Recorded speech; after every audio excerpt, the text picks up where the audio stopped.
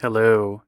In the Crown of Aragon 639 years ago, it was June 24th, 1387. My name is Jonathan Seyfried. I'm a PhD candidate in history at the University of New Mexico, and this is the Historian's Notebook, a podcast about how history gets made. Season 1 is titled Multcara Companiona, and this is the last episode of Season 1. We've been looking at documents from each day from the first year of the reign of King Joan I of Aragon and Queen Violant de Bar. Let's begin today's document.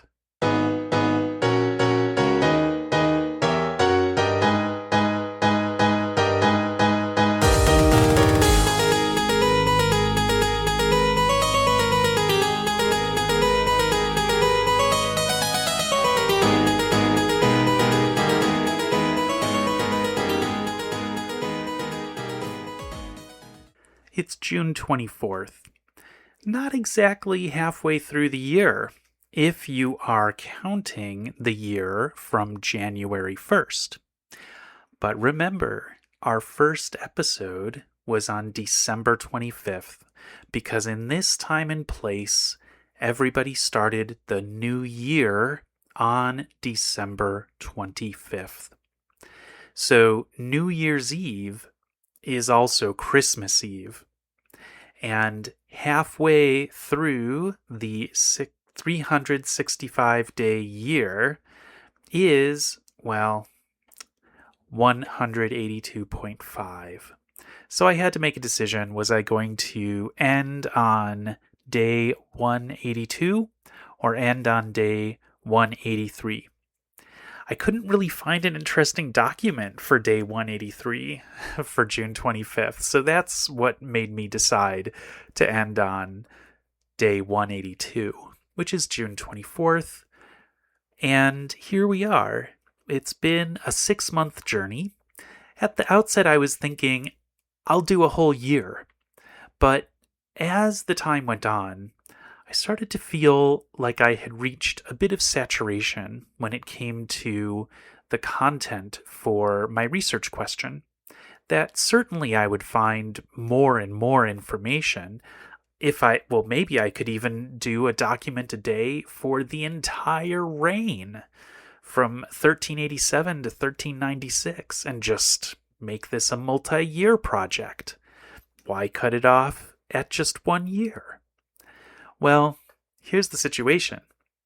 While I've really enjoyed my studies in medieval history at the University of New Mexico, it was wonderful coursework, amazing training from these fantastic professors in medieval history.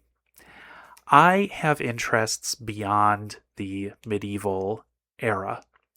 And so I am excited to branch out and demonstrate the potential for podcasting as a way of recording what AI is doing to the way we think about history. And so in the future seasons of the Historian's Notebook, we are going to be in vastly different times and places. And we're going to have different approaches to time. So this season, it was a document a day tracing the reign of Joan and Violant. Part of my motivation for that time structure was that there's so much in the digitized archive of the Crown of Aragon.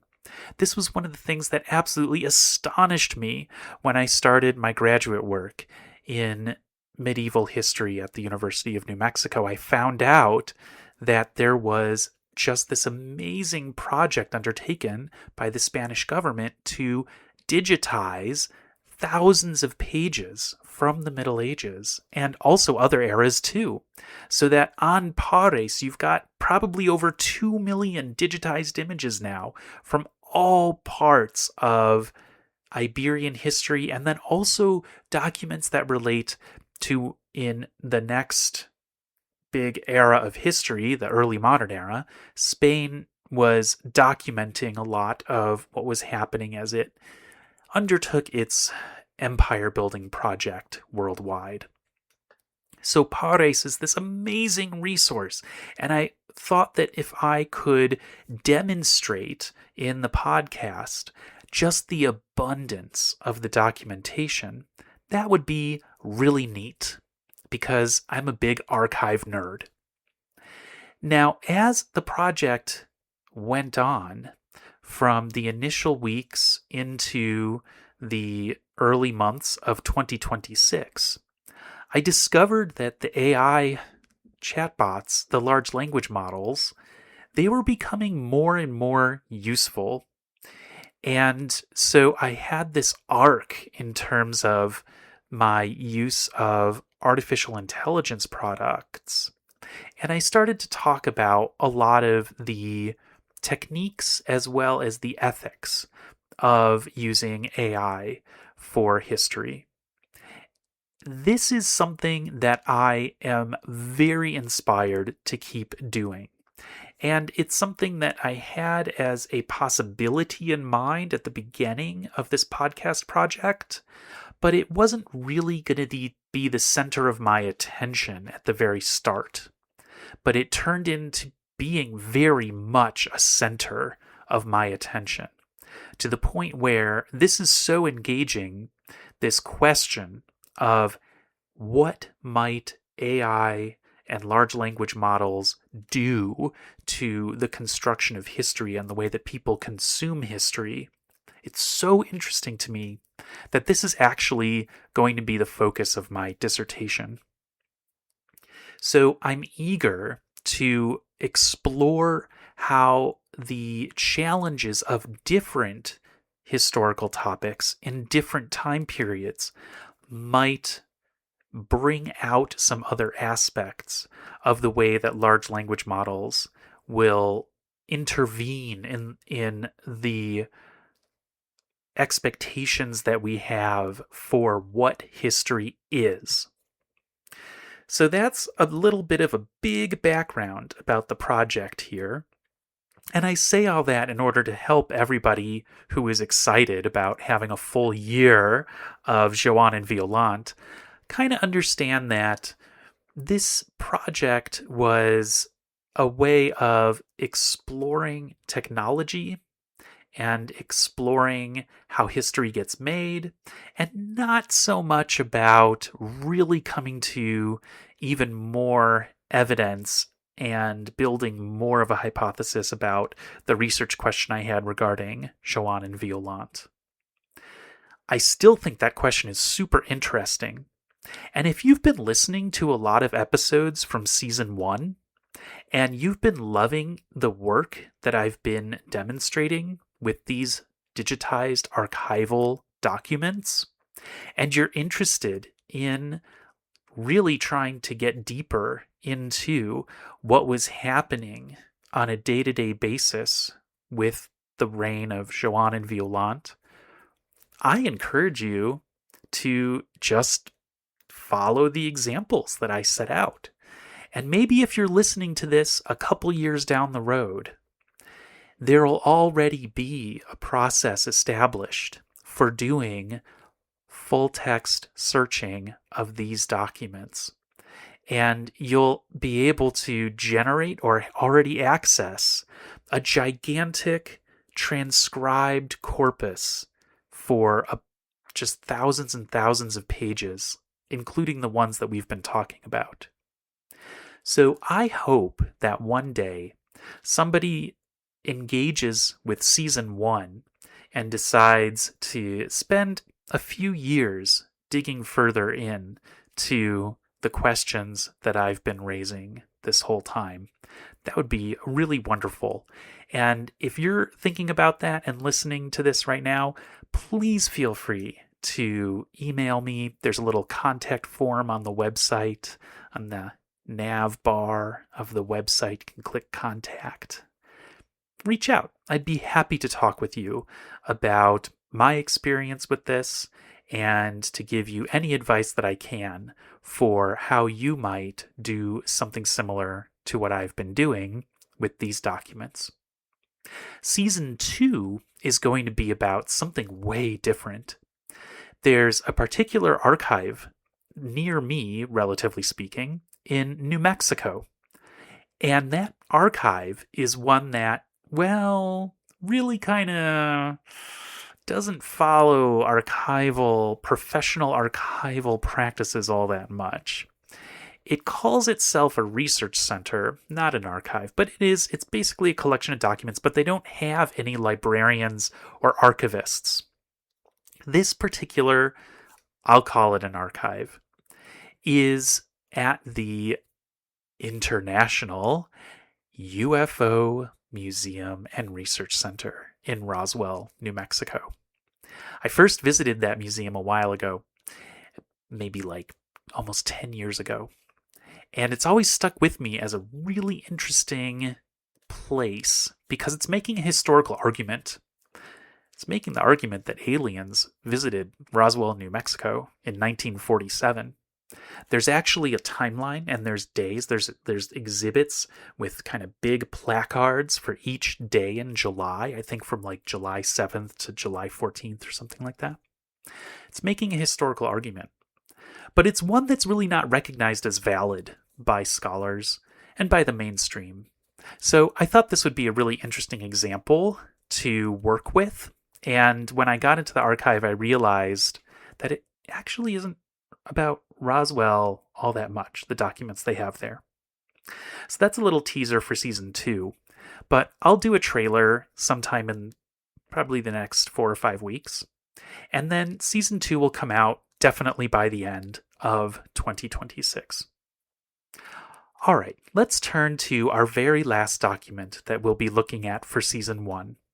I really like that this is the last document because if you look at the second folio, this is a document that spans 2 folios. It's folio 207R from Register 1819.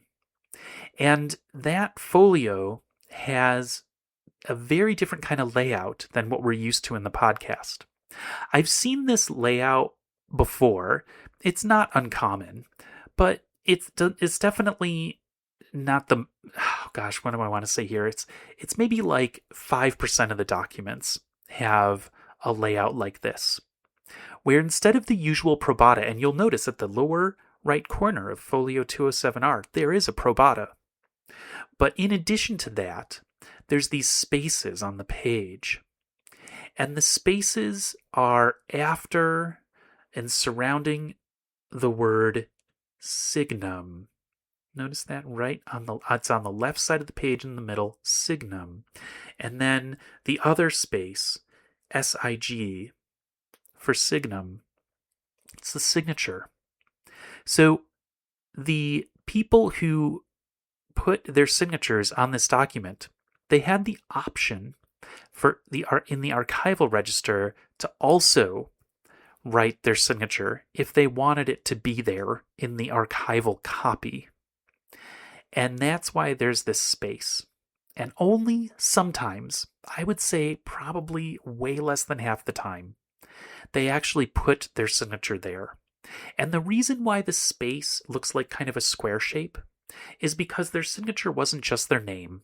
It was a series of like crosses and circles. It was like an elaborate sort of ornate kind of shape that's like I don't want to say like a crest, because crest calls to mind some of the heraldry formats, and it's not quite like that. It's like an elaborated cross, you could say. It's a design. And so that's what could go there in the archival copy, and it is there sometimes. But in this document, it's not. But I thought even though we're missing that most elaborated form of what we see in the signature in the archive of the Crown of Aragon registers for late 14th century, even though we're not seeing that most elaborate form, we still have kind of like this different way of ending the document for our last document. And if you're still looking at folio 207R, after the first signum space, if you just kind of follow along on that same line, you'll see Violantis. So this is Violant's register. It's the Varia register. Yeah, we end on Varia. I just love that. It's the Varia register. And actually, there's no seal level mentioned here, if I got this right. Yeah, I don't see a seal level. The dating clause is very different than what we're used to. So look up on the page in the folio from Yolandis, and you'll see that it's the end of the text block. And we do have the date written in the normal way. So second to last line in the middle, we have 24th DA Juni, 24th of June, and then the year 1387. Going to the next line, Vidit de Ponte, right? The, I think, Chancellor de Ponte, Violant's Chancellor. But then it doesn't start with datum. It starts instead with quod est actum Barcinone. So this was enacted, that it is enacted.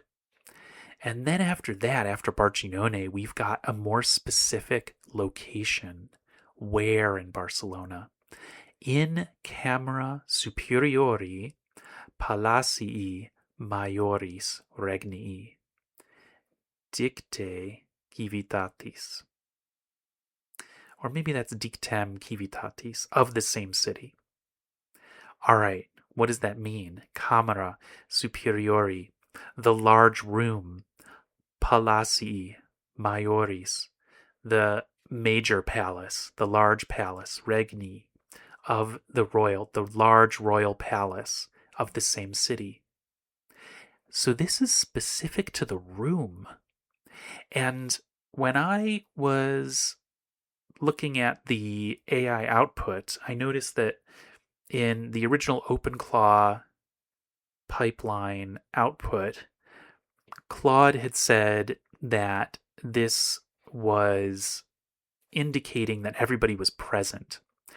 And I think that that's absolutely true, because if we look at the probata at the bottom right corner of folio 207R, Domine Regina mandavit mihi per de besante.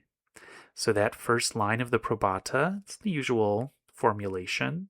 The queen commanded me, and then the name of the scribe, per de besant. But then look at the next line, line 2 of the probata. In quius posse firma, and then something, firma met ut eam, and then other names to end the probata. We have Franciscus d'Aranda, just one other name, sorry. And then his title, Procurator General. And then I think idem at the end. But what is this in quius posse? So I think it means that it was signed as a group. Posse, the group. So they were together. We know that this was not just entirely outsourced to the chancery staff. Violant was there. She was there together with witnesses.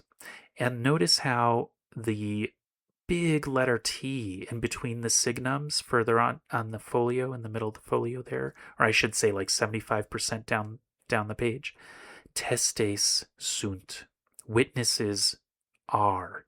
And then we've got the bishop, the archbishop of Saragossa, and then we've got some nobles who are named there.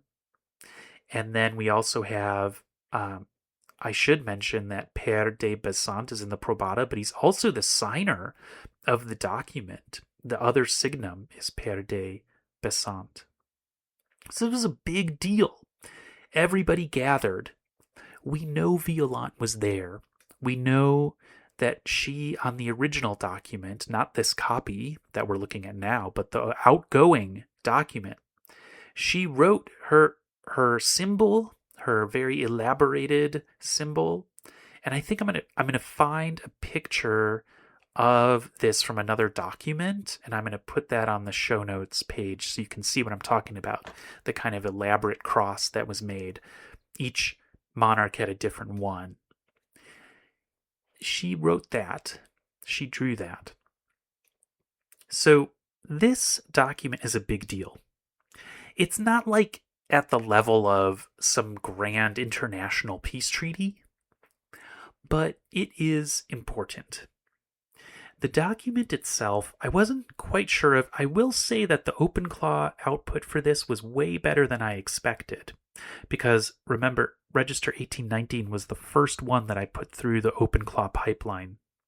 And in that situation, Gemini didn't function. And so it was just Claude. So I was opening this up, going to look at it, and really not expecting all that great stuff. But actually, Claude did pretty well with the transcription here. It just missed a couple key things. And so I had to go to Claude again because I really wanted to be sure of at least the beginning of this document. And also, if you look on the beginning of this document at the bottom of folio 206V, and you look at line 5, there's a castle mentioned. Castle Delda. And I was like, Delda? That sounds weird. There's a capital D. So I just thought, okay, the name is Delda. And so I went to Google and I just typed in, Delda Castle, and nothing came up. And I was really mystified. Turns out, and this is something that does happen, so when I realized what I had gotten wrong, I was like, oh yeah, okay. When there's a proper name that in modern orthography, it's something like of such and such, like in this case, de Elda. There's an apostrophe, right? Because you don't have the letter E repeated, that is signified by an apostrophe, and it's a lowercase d. So today, the way that the Castle of Elda is written in Castilian or Catalan, it would be a lowercase d apostrophe capital E. But it was common in the 14th century, as we're seeing here, to capitalize the day, the D for day. And so that's where I went wrong here. This is Elda Castle, and Claude identified it right away. It did not struggle. So I then knew which castle it was, and this castle is south of Valencia. So this is a frontier castle. This particular castle is one that was part of the defenses of the Crown of Aragon against Granada, which was still under Muslim rule at this time. And so this is an important castle.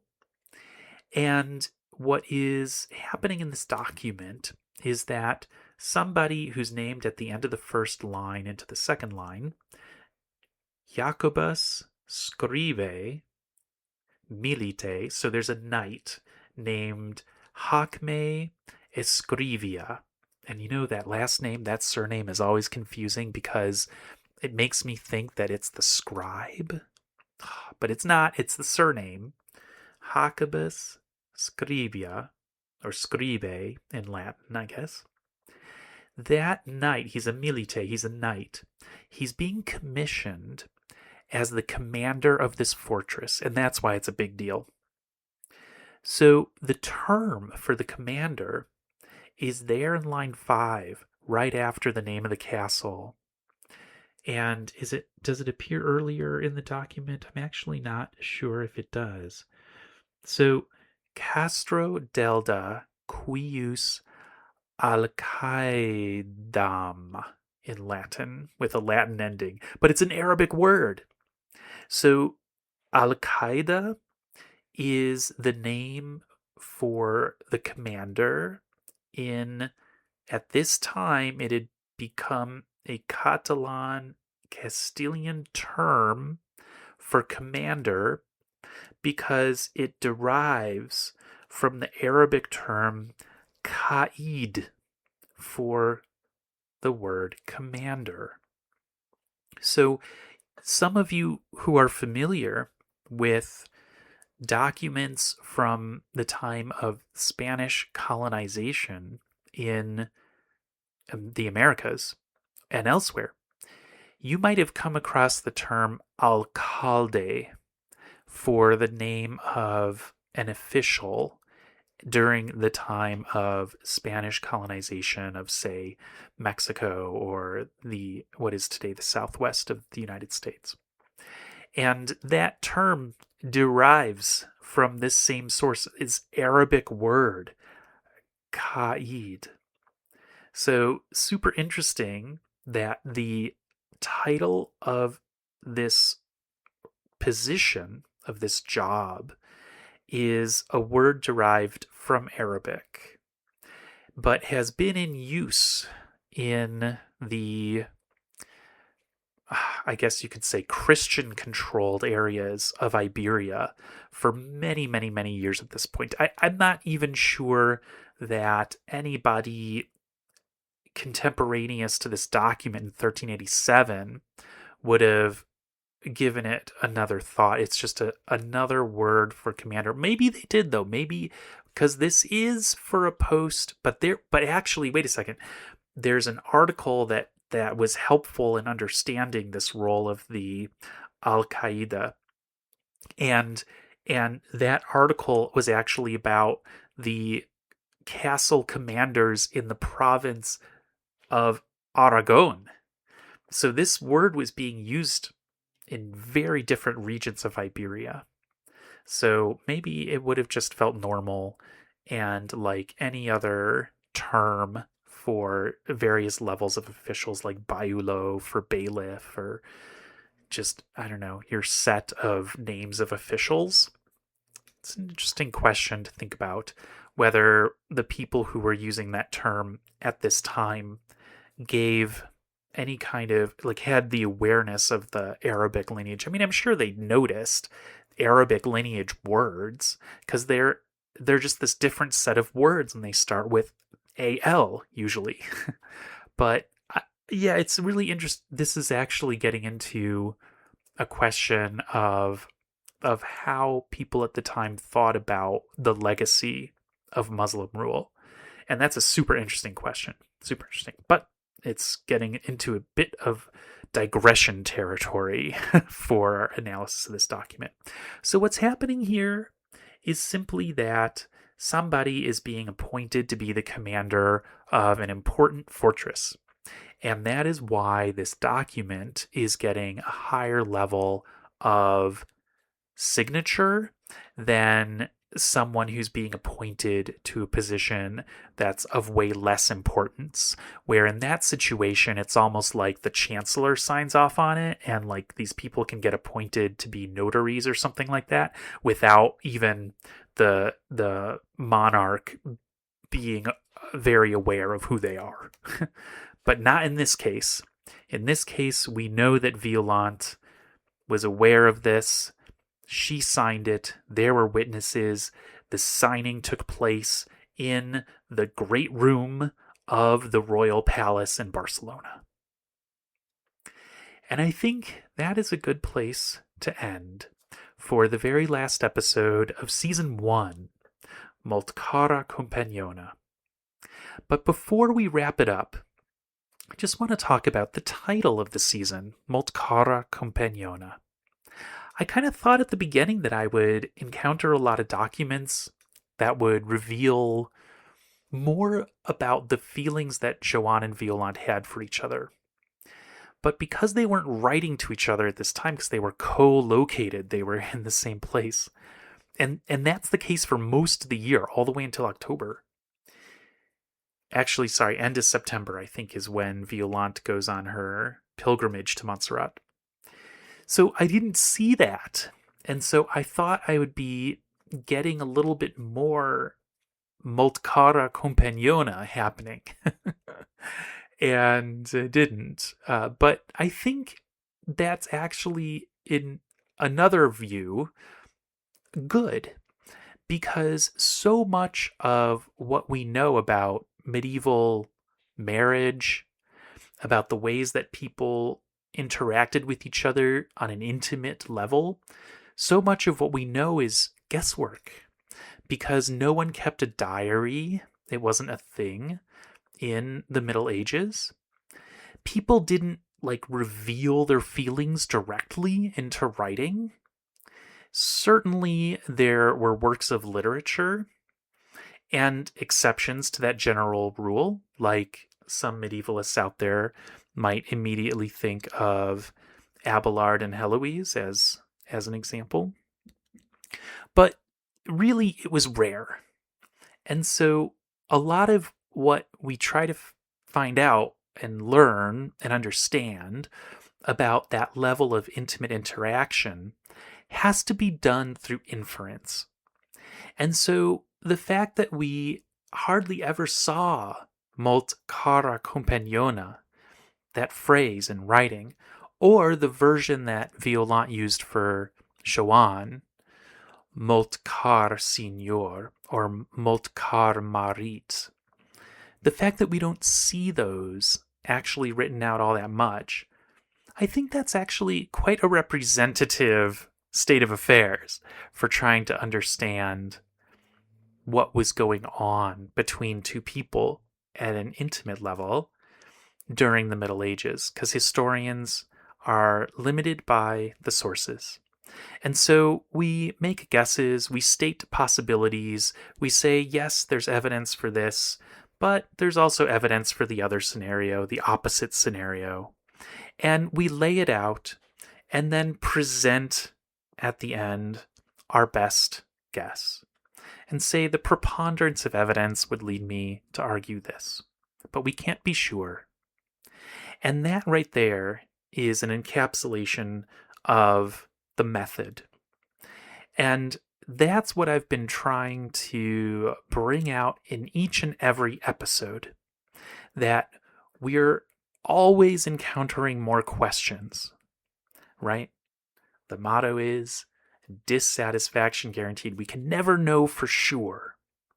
But by looking at the evidence with some method in mind, by making judgments based on context and based on the scholarship of others, by leveraging what other scholars have done, sometimes in writings about very different times and places, and learning more and more about some of the subtleties that might be observable in the documents we see. By doing all that, putting it all together, that's how historians do their thing. That's how history is made.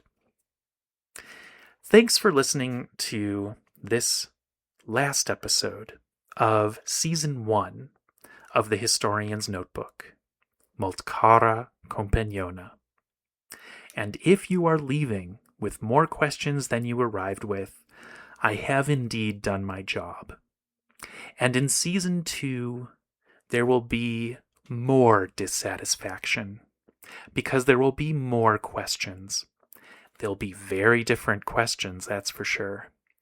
But I think you'll find that the process, the method, the orientation that I bring to the sources, that will be largely the same.